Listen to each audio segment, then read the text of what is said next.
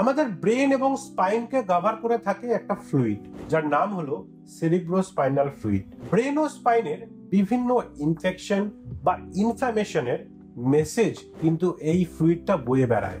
এই ফ্লুইডের কিছু পরীক্ষা করে কিন্তু আমরা ব্রেন ও স্পাইনের বিভিন্ন জটিল রোগ যেমন মেনিনজাইটিস, সাবারেকনয়েড হেমারেজ, মাল্টিপল স্ক্লেরোসিস এগুলো ডিটেক্ট করতে পারি। সুতরাং এই পরীক্ষাটা যদি আপনাদের ডাক্তারবাবু আপনাদেরকে দিয়ে থাকেন, অযথা ঘাবড়াবেন না। এটি খুব সামান্য একটি পরীক্ষা।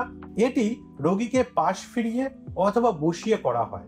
এক্ষেত্রে খুব সূক্ষ্ম একটি সুচ কোমরের একটা পার্টিকুলার রিজিয়নে প্রবেশ করানো হয় এবং কিছু তরল সংগ্রহ করা হয়, যেটাকে বলি আমরা সিএসএফ, এবং তারপর সেটা ল্যাবে পাঠানো হয় টেস্টের জন্য, এবং সেই টেস্টের রেজাল্টের উপর নির্ভর করেই বিভিন্ন রকম রোগ নির্ণয় করা হয়। সুতরাং যদি আপনার বা আপনার বাড়ির লোকের কারো এই টেস্টটা ডাক্তারবাবু দিয়ে থাকেন, অযথা না ঘাবড়িয়ে এই টেস্টটি করান এবং ডাক্তারবাবুর উপর ভরসা রাখুন।